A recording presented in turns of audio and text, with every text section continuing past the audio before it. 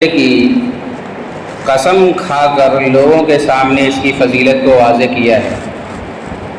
اللہ رب العالمین نے قرآن کریم کے اندر سورہ فجر میں قسم کھائی ہے، والفجر ولیال عشر، قسم ہے فجر کی، ولیال عشر، اور قسم ہے 10 راتوں کی۔ فجر سے مراد مفسرین کی ایک بڑی جماعت یہ کہتی ہے کہ اللہ رب العالمین جو فجر کی قسم کھا رہا ہے، یہ فجر سے یوم النحر مراد ہے، اور ولیال عشر جو کہا گیا اس سے ذی الحجہ کے شروع کے جو 10 ایام ہوتے ہیں وہ مراد ہیں۔ اللہ رب العالمین نے اس کی قسم کھا کر اس کی عظمت کو واضح کیا ہے۔ اگر اللہ رب العالمین بنا قسم کھائے ہی کسی چیز کو کہہ دیتا تو وہ چیزیں صرف ذکر کر دینے سے کافی ہو جاتی، لیکن اللہ رب العالمین نے قسم کھا کر یہ اس عشرے کی فضیلت کو اللہ رب العالمین نے واضح کیا ہے، لہذا اس عشرے کو غنیمت سمجھا جائے اور اس عشرے میں زیادہ سے زیادہ عبادات انجام دیے جائیں۔ والذین جاہدوا فینا لنہدینہم سبلنا وان اللہ لمع المحسنین، اگر تم ہمارے راستے کی طرف آنے کی کوشش کرو گے تو ہم تم کو اپنا راستہ دکھائیں گے۔ اللہ رب العالمین کہتا ہے کہ ہمارے راستے کی طرف تم بڑھنے کی کوشش کرو گے، ہمارے صحیح راستے کو تم پانے کی کوشش کرو گے، تب اللہ رب العالمین لنہدینہم سبلنا، تب ہم تمہیں اپنے راستے کی طرف رہنمائی فرمائیں گے، نہیں تو تم ایسے ہی بھٹکتے رہ جاؤ گے ادھر ادھر۔ لہذا ہمیں جو صحیح راستہ ہے، جو قرآن و سنت کا راستہ ہے، اس راستے پر چلنے کی کوشش کرنی چاہیے، اور یہ جو فضیلت والے ایام ہیں ان ایام کو یوں ہی ہمیں ضائع نہیں کرنے چاہیے۔ آئیے دیکھتے ہیں کہ ان ایام کی اور کیا فضیلت ہے احادیث کے اندر۔ حضرت جابر بن عبداللہ رضی اللہ تعالیٰ عنہ بیان کرتے ہیں کہ اللہ کے رسول صلی اللہ علیہ وسلم نے فرمایا، افضل ایام الدنیا، افضل ایام الدنیا ایام العشر، دنیا میں سب سے زیادہ اگر افضل ایام کوئی ہو سکتے ہیں تو یہی وہ ایام ہیں جو ہیں۔ صحابہ کرام نے پوچھا، وَلَا نَصْلُهُنَّ فِي سَبِيلِ اللَّهِ، اے اللہ کے رسول صلی اللہ علیہ وسلم، کیا کوئی انسان اگر اللہ کے راستے میں نکل رہا ہو، اعلائے کلمت اللہ کے لیے نکل رہا ہو، اس کا کیا مسئلہ ہے؟ کیا اس سے بھی بڑھ کر یہ لوگ ہو جائیں گے جو ان عشرے کے اندر اعمال انجام دیتے ہیں؟ تو اللہ کے رسول صلی اللہ علیہ وسلم نے فرمایا، وَلَا مِثْلُهُنَّ فِي سَبِيلِ اللَّهِ، ہاں جو اللہ کے راستے میں اعلائے کلمت اللہ کے لیے نکلا ہو، ایسے لوگ بھی اس کی فضیلت کو نہیں پا سکتے ہیں۔ جو لوگ عشرے ذی الحجہ کے اندر اعمال انجام دیتے ہیں اس کی فضیلت کو وہ لوگ بھی نہیں پا سکتے ہیں جو اللہ کے راستے میں اعلائے کلمت اللہ کے لیے نکلے ہوں۔ اللہ کے رسول صلی اللہ علیہ وسلم نے فرمایا، الا رجل عفر وجهه في التراب، سوائے ایسے انسان کے جو اللہ کے راستے میں نکلا، مال لے کر نکلا، جان لے کر نکلا، لیکن پھر واپس نہیں آیا، وہ لوگ اس سے زیادہ فضیلت کے حامل ہیں۔ نہیں تو کوئی انسان اگر اللہ کے راستے میں بھی نکلا ہو تب بھی اس کی فضیلت کو نہیں پہنچ سکتا ہے جو لوگ ان ایام میں عبادات انجام دیتے ہیں۔ اللہ رب العالمین نے فرمایا، اور اللہ کے نبی صلی اللہ علیہ وسلم نے فرمایا، افضل ایام الدنیا، یہ افضل مبالغے کا صیغہ ہے، یعنی دنیا کے اندر اگر عظیم ترین ایام کوئی ہو سکتے ہیں، سب سے زیادہ عظمت والے ایام اگر کوئی ہو سکتے ہیں تو وہ یہی ایام ہیں، عشرے ذی الحجہ کے ایام ہیں۔ اور اللہ کے رسول صلی اللہ علیہ وسلم کی دوسری حدیث کے اندر حضرت عبداللہ ابن عباس رضی اللہ تعالیٰ عنہ بیان کرتے ہیں، ما من ایام العمل الصالح فیہا احب الی اللہ من هذه الایام، یعنی ایام العشر۔ قالوا یا رسول اللہ ولا الجہاد فی سبیل اللہ، قال ولا الجہاد فی سبیل اللہ الا رجل خرج بنفسه وماله ثم لم يرجع من ذلك بشيء، حضرت عبداللہ ابن عباس رضی اللہ تعالیٰ عنہ بیان کرتے ہیں کہ اللہ کے رسول صلی اللہ علیہ وسلم نے فرمایا ما من ایام العمل الصالح فیہا احب الی اللہ من هذه الايام، یعنی اللہ رب العالمین کو اعمال جو بندے انجام دیتے ہیں سب سے زیادہ اگر محبوب ہے تو وہ انہی ایام میں اعمال انجام دینا اللہ کو سب سے زیادہ محبوب ہے۔ یہاں تک کہ اللہ رب العالمین نے رمضان المبارک کے ایام کو بھی اتنی فضیلت نہیں دی ہے۔ بعض علماء کرام یہاں تک کہتے ہیں کہ اگر دیکھا جائے تو رمضان المبارک کا جو اخیر عشرہ ہے اس کی جتنی فضیلت ہے تو اس فضیلت سے یہ ذی الحجہ کے پہلے عشرے کی فضیلت اس سے کم نہیں ہے، اتنی فضیلت ہے۔ اور علماء کرام جب اس دونوں احادیث کو دیکھتے ہیں تو ایک تطبیق دیتے ہیں دونوں کے مابین کہ اگر دیکھا جائے تو رمضان المبارک کے اخیر عشرے کی جو فضیلت ہے وہ رات کی فضیلت ہے، اور ذی الحجہ کے جو پہلی 10 دن ہیں اس کی فضیلت ہے وہ دن کی فضیلت ہے۔ یہ تطبیق دیتے ہیں علماء کرام۔ تو حضرت عبداللہ ابن عباس رضی اللہ تعالیٰ عنہ کی اگر روایت دیکھیں گے تو وہ یہ کہہ رہے ہیں کہ اللہ رب العالمین کو ان ایام میں اعمال انجام دینا جتنا محبوب ہے، اتنا محبوب کسی بھی ایام میں اعمال انجام دینا محبوب اللہ رب العالمین کو نہیں ہے جتنا ان ایام میں اعمال کو انجام دینا اللہ کے نزدیک محبوب ہے۔ یہاں تک کہ صحابہ کرام نے پھر وہی سوال پوچھا ہے اللہ کے رسول صلی اللہ علیہ وسلم کیا اللہ کے راستے میں نکلنا یہ بھی اس سے افضل ہو جائیں گے جو لوگ اس مہینے میں یا اس عشرے کے اندر اعمال انجام دے رہے ہیں، نیکی کے کام کر رہے ہیں، وہ لوگ کیا جو لوگ اعلی کلمت اللہ کے لیے نکلے ہو اس سے بھی افضل ہو جائیں گے؟ کہا ہاں، والجہاد فی سبیل اللہ، اللہ کے راستے میں کوئی جہاد کے لیے نکلا ہو اس سے بھی افضل ہے یہ لوگ جو ان ایام کے اندر اعمال کو انجام دیتے ہوں، اس سے بھی افضل ہے یہ لوگ۔ لیکن وہی جو لوگ اعلی کلمت اللہ کے لیے نکلے ثم لم يرجع من ذلك بشيء، اپنے ساتھ کچھ بھی نہیں آیا، نہ مال لے کر آئے نہ اپنی جان لے کر آئے، اعلی کلمت اللہ کے لیے نکلے، اللہ کے راستے میں نکلے اور وہیں قربان ہو گئے، وہیں شہید ہو گئے، تو ایسے لوگ اس سے زیادہ فضیلت کے حامل ہیں۔ نہیں تو سب سے زیادہ اگر فضیلت کسی کی ہے تو اللہ رب العالمین کے نزدیک سب سے زیادہ جو محبوب اعمال ہیں وہ یہی ہے کہ ان ایام کے اندر کوئی بھی عمل انسان انجام دے۔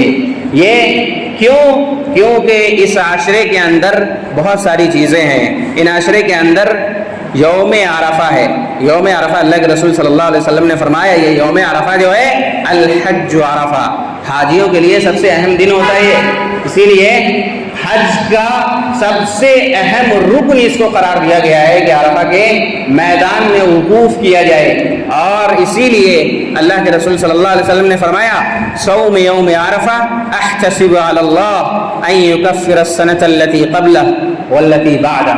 اگر کوئی انسان عرفہ کا روزہ رکھتا ہے، یوم عرفہ کا روزہ کوئی انسان رکھتا ہے تو میں یہ سمجھتا ہوں کہ ایسے لوگ اللہ رب العالمین ایسے لوگوں کے پچھلے 1 سال کے اور اگلے 1 سال کے گناہوں کو معاف کر دیتا ہے۔ یہ یوم عرفہ کی فضیلت ہے جو اللہ کے رسول صلی اللہ علیہ وسلم نے فرمایا ہے۔ یعنی آپ سوچئے ان ایام کی کتنی فضیلت ہے۔ اللہ کو سب سے زیادہ اگر محبوب اعمال انجام دینے بندے کے اگر پسند ہیں تو وہ انہی ایام میں پسند ہے، انہی ایام کے اندر یوم عرفہ ہے۔ کوئی انسان اگر عرفہ کا روزہ رکھ لے تو اللہ رب العالمین کہتا ہے کہ ایسے لوگوں کے پچھلے 1 سال کے گناہ اللہ تعالیٰ معاف کر دیتا ہے، اور اگلے آنے والے 1 سال کے گناہ کو بھی اللہ تعالیٰ معاف کر دیتا ہے۔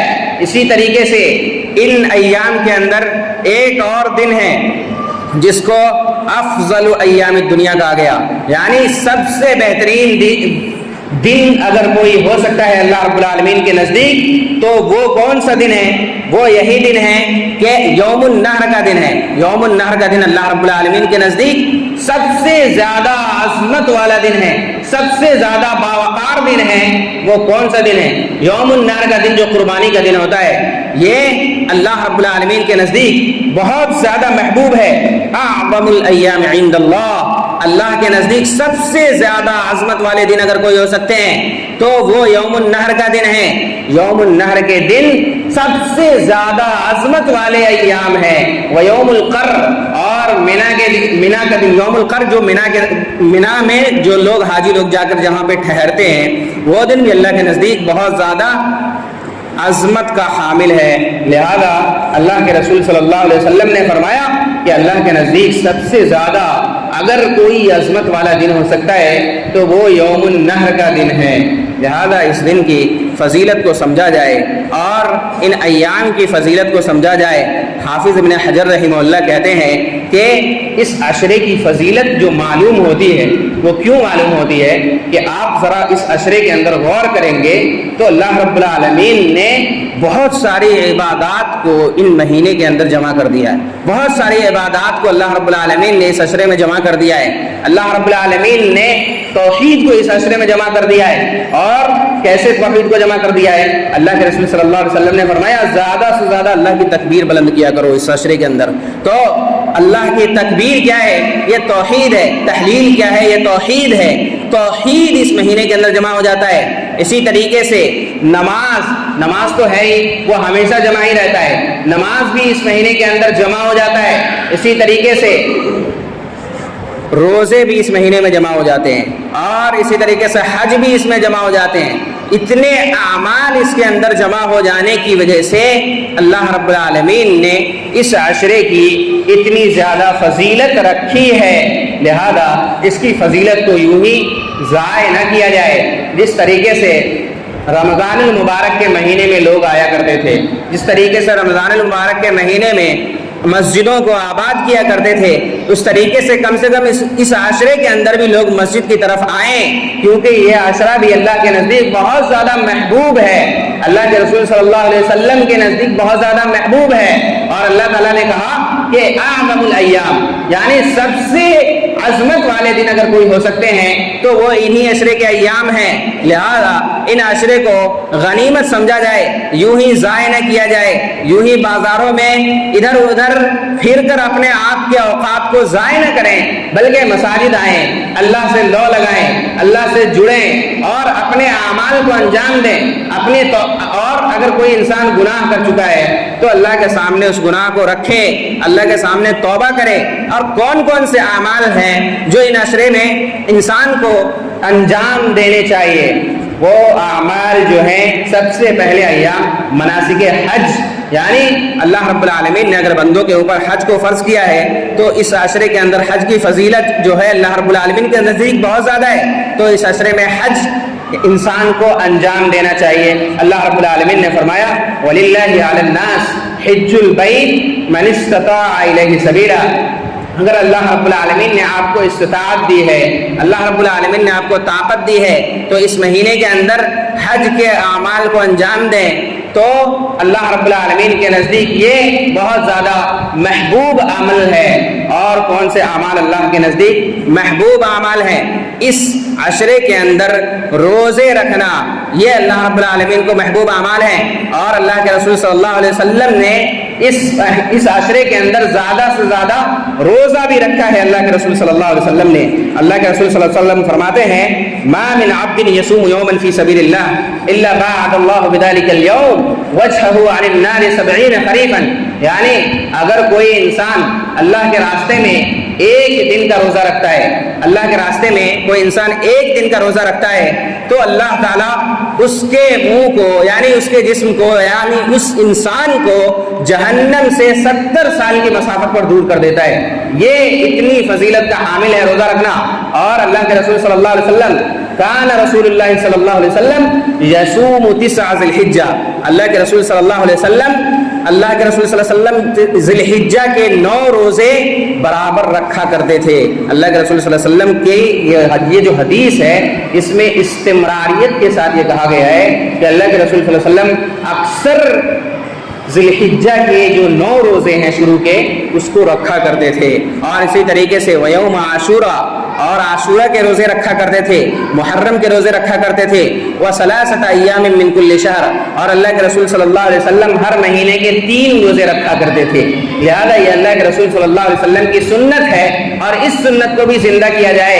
اس عشرے کی جو اتنی زیادہ فضیلت ہے، اس فضیلت کو سمجھا جائے اور اس عشرے میں زیادہ سے زیادہ روزے رکھے جائیں، اللہ کے نزدیک یہ محبوب اعمال ہے۔ یعنی انسان کوئی بھی عمل اس عشرے میں اگر انجام دے تو وہ اللہ کے نزدیک بہت زیادہ محبوب ہے۔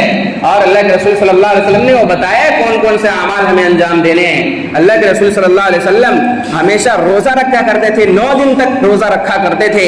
ذی الحجہ کے شروع کے 9 دن اللہ کے رسول صلی اللہ علیہ وسلم روزہ رکھا کرتے تھے۔ لہذا اس سنت کو بھی زندہ کیا جائے اور اللہ کے رسول صلی اللہ علیہ وسلم کے طریقے کو فالو کیا جائے تاکہ ہم دنیا میں بھی کامیاب ہو اور آخرت میں بھی کامیاب ہو۔ اسی طریقے سے اور کون سے اعمال ہمیں انجام دینے ہیں اور ہمیں صلاۃ کی ادائیگی کرنی ہے۔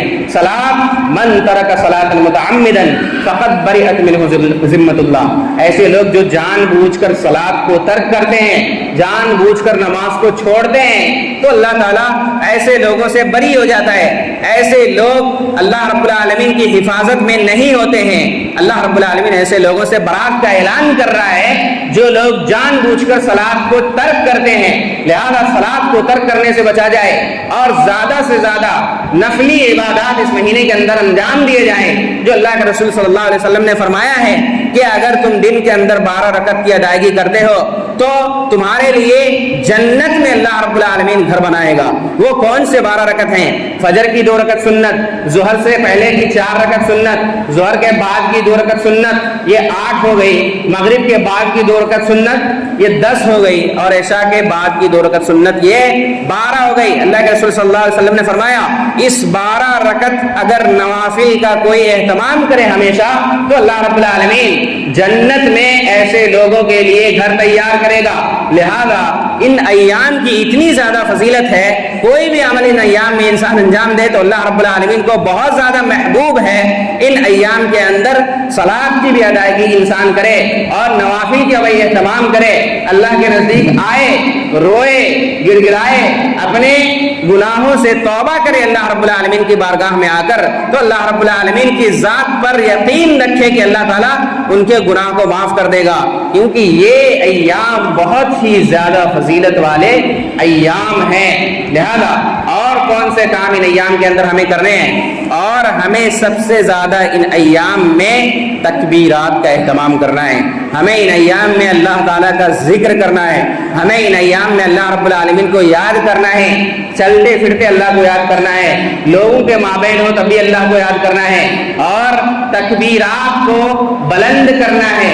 اللہ کے رسول صلی اللہ علیہ وسلم نے فرمایا کہ حدیث قدسی میں اللہ رب العالمین ارشاد فرماتا ہے انا عند ظن عبدی بی وانا معه اذا ذکرنی فان ذکرنی فی نفسه ذکرته فی نفسه وان ذکرنی فی ملأ ذکرته فی ملأ خیر منه وان تقرب الی بشبر تقربت الیہ ذراعا وان تقرب الی ذراعا تقربت الیہ باعا وان اتانی یمشی اتیتہ ہرولۃ۔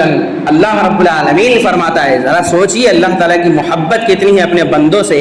اللہ تعالیٰ فرماتا ہے انا عند ظن عبدی بی، میرا بندہ میرے سلسلے میں جیسا گمان کرتا ہے، میرے سلسلے میں میرا بندہ جیسا سوچتا ہے میں اس کے ساتھ ویسا ہی عمل انجام دیتا ہوں۔ میرا بندہ اگر مجھ سے حسن ظن رکھ رہا ہے تو اس کو وہ حسن ظن کا بدلہ ملے گا۔ انا عند ظن عبدی بی، میرا بندہ جیسا گمان میرے سلسلے میں رکھتا ہے میں اس کے ساتھ ویسا ہی کرتا ہوں۔ لہذا اللہ رب العالمین کے سلسلے میں انسان کو ہمیشہ بہترین گمان رکھنا چاہیے، اچھا گمان رکھنا چاہیے، اور توکل کامل اللہ رب العالمین پر رکھنا چاہیے کہ اللہ کی ذات ہماری بگڑی بنا سکتی ہے، اللہ کی ذات ہمارے اعمال کو انجام دے سکتی ہے، ہماری پریشانیوں کو دور کر سکتی ہے، ہماری مصیبتوں کو دور کر سکتی ہے۔ وہ کوئی ذات ہے تو صرف اور صرف اللہ رب العالمین کی ذات ہے۔ بندہ جیسا گمان رکھے گا اللہ کے سلسلے میں، آج تو ہمیں اللہ رب العالمین پر توکل ہی نہیں ہے، بھروسہ ہی نہیں ہے، لاکھوں درباروں پر ہم جاتے ہیں، اپنے سر کو ٹیکتے ہیں، یہ کیسا توکل ہے جو اللہ رب العالمین کی دربار سے ہمیں دور کر رہا ہے؟ تو ایسے لوگوں کی مرادوں کو اللہ تعالیٰ پورا نہیں کرے گا۔ اس حدیث کے اندر اللہ نے واضح کر دیا ہے ایسے لوگوں کی مراد کو اللہ تعالیٰ پورا نہیں کرے گا۔ وہ لوگ جو اللہ سے حسن ظن رکھتے ہوں، اللہ کے سامنے آتے ہوں، اللہ سے مانگتے ہوں، اللہ کے پاس آ کر گڑ گڑاتے ہوں، روتے ہوں، تو اللہ تعالیٰ کہتا ہے میں ایسے بندوں کے ساتھ ہوں۔ لیکن جو بندہ اللہ کو چھوڑ کر دوسرے درباروں میں جائے، اللہ رب العالمین کو ایسے لوگوں کی کوئی پرواہ نہیں ہے۔ لہذا اللہ رب العالمین کے سلسلے میں حسن ظن رکھا جائے، اور حسن ظن یہ ہے کہ اللہ تعالیٰ سے اچھی توکل کرنی چاہیے۔ آپ کوئی بھی اعمال انجام دیں، دنیا کے اندر کتنی بھی پریشانی آپ کو آ جائے، آپ کو اللہ رب العالمین پر توکل ہونا چاہیے، بھروسہ ہونا چاہیے کہ ہاں اللہ تعالیٰ کی ذات ہے جو اس پریشانی کو دور کر سکتی ہے۔ لہذا اللہ رب العالمین نے حدیث قدسی کے اندر، حدیث قدسی اس حدیث کو کہا جاتا ہے جس میں اللہ تعالیٰ خود کہتا ہے، لہذا اس حدیث کو سمجھا جائے، انا عند ظن عبدی بی وانا معه اذا ذکرنی، اور میرا بندہ جب مجھے یاد کرتا ہے، جب مجھے اپنے دل کے اندر یاد کرتا ہے تو میں اس کے ساتھ ہوتا ہوں۔ یعنی کوئی بندہ اگر مجھے یاد کر رہا ہوتا ہے تو میں اس کے ساتھ ہوتا ہوں۔ اللہ رب العالمین کتنا محبت کرتا ہے اپنے بندوں سے کہ اگر کوئی بندہ اسے یاد کرے تو اللہ کہہ رہا ہے میں تمہارے ساتھ ہوں، تمہاری بگڑی کو بنانے والا ہوں، تمہارے پریشانی کو دور کرنے والا ہوں، اور تمہیں جو دنیا کے اندر لوگ پریشان کرتے ہیں ان پریشانیوں سے نجات دینے والی ذات اگر کوئی ہے تو میں ہوں۔ اللہ تعالیٰ کہتا ہے انا عند ظن عبدی بی وانا معه اذا ذکرنی فان ذکرنی فی نفسه ذکرته فی نفسی۔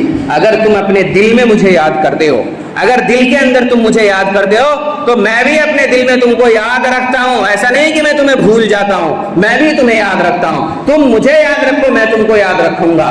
اللہ تعالیٰ یہ کہتا ہے دل میں یاد کرو گے تو دل میں یاد رکھوں گا، اور اگر لوگوں کے مابین میرا تذکرہ کرو گے، لوگوں کے مابین اگر میری کبریائی کو بلند کرو گے، اگر میری عظمت کو بلند کرو گے تو میں تمہارا تذکرہ جو سب سے بہترین قوم ہے ان کے سامنے کروں گا۔ یعنی فرشتوں کے سامنے اللہ رب العالمین ایسے لوگوں کا تذکرہ کرتا ہے جو لوگوں کے مابین اللہ رب العالمین کا تذکرہ کرتا ہے۔ تو اس حدیث کے اندر ذرا غور کیا جائے، اللہ رب العالمین اپنے بندوں سے کتنی محبت کرتا ہے۔ انا عند ظن عبدی بی، جیسا میرے سے گمان رکھو گے ویسا میں تمہارے ساتھ کروں گا۔ اگر تم اپنے دل میں یاد رکھتے ہو تو میں تمہیں اپنے دل میں یاد رکھوں گا، اگر تم مجھے لوگوں کے مابین یاد رکھتے ہو تو میں تمہیں فرشتوں کے درمیان یاد کروں گا۔ وَإِن تَقَرَّبَ إِلَيَّ بِشِبْرٍ تَقَرَّبْتُ إِلَيْهِ ذِرَاعًا، اگر تم میری طرف ایک بالش آتے ہو تو میں تمہاری طرف ایک ہاتھ آتا ہوں، اور اگر تم میری طرف ایک ہاتھ آتے ہو تو میں تمہاری طرف دو ہاتھ آتا ہوں، اور اگر تم میری طرف فَإِنْ أَتَانِي يَمْشِي أَتَيْتُهُ هَرْوَلَةً، اگر تم میری طرف چل کر آؤ گے میں تمہاری طرف دوڑ کر آؤں گا۔ یہ اللہ رب العالمین اپنے بندوں سے محبت کرتا ہے۔ اتنی محبت اللہ کو اپنے بندوں سے، کوئی بندہ آئے تو صحیح، اللہ کے سامنے آئے تو صحیح، اللہ کے سامنے آ کے گڑ گڑائے تو صحیح، اللہ رب العالمین کی بارگاہ میں آ کر روئے تو صحیح، اپنے گناہوں کی معافی تو مانگے اللہ رب العالمین سے۔ ہم تو دور سے ہی پتہ نہیں کتنے درباروں کے ہم پہلے سے مجاور بنے بیٹھے ہوئے ہیں، تو کیسے اللہ رب العالمین ہماری سنے گا، کیسے اللہ رب العالمین ہماری تکالیف کو دور کرے گا؟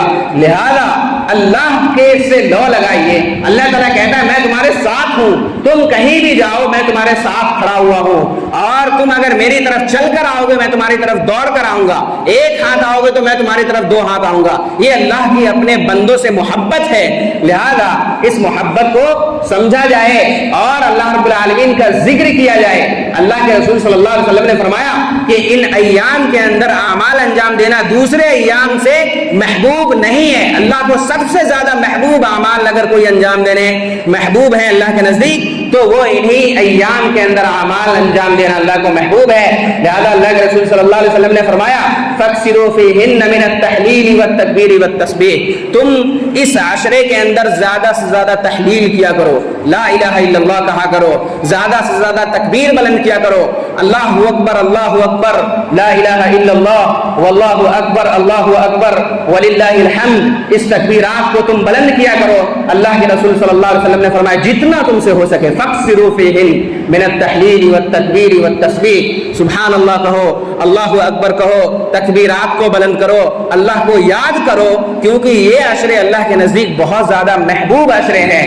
اور ان عشرے کے اندر اور کون سے اعمال انجام دینے ہیں؟ ایک بات یہاں پر اور میں تذکرہ کر دوں کہ یہ جو عشرہ ہے ان عشرے کے اندر تکبیرات لوگ صرف 9 ذی الحجہ سے شروع کرتے ہیں، تکبیرات کی کوئی قید نہیں ہے۔ تکبیرات ذی الحجہ کا مہینہ شروع ہوا چاند دیکھ لیا آپ نے تکبیرات کو بلند کرتے رہیں۔ صحابہ کرام کی یہ سنت رہا کرتی تھی کہ صحابہ کرام جب بازاروں میں نکلتے تھے تو بلند آواز سے تکبیر کہا کرتے تھے تاکہ دوسرے لوگ سن کر بھی اس تکبیرات کو بلند کریں۔ تو یہ پورا عشرہ ایسا ہے کہ اللہ کی تکبیر کو بلند کرنا چاہیے، انسان کو اللہ کو زیادہ سے زیادہ یاد کرنا چاہیے اور اس تکبیرات کو ہمیشہ پڑھتے رہنا چاہیے۔ اللہ اکبر، اللہ اکبر، اللہ اکبر، لا الہ الا اللہ، واللہ اکبر، اللہ اکبر وللہ الحمد۔ یہ پورے عشرے کے اندر اس تکبیرات کو بلند کرنا چاہیے۔ اللہ کے رسول صلی اللہ علیہ وسلم نے فرمایا فَاكْثِرُوا فِيهِنَّ، جتنا تم سے ہو سکے اتنا تم اللہ رب العالمین کی تکبیر کو بلند کرو، لہذا اس سنت کو بھی زندہ کیا جائے۔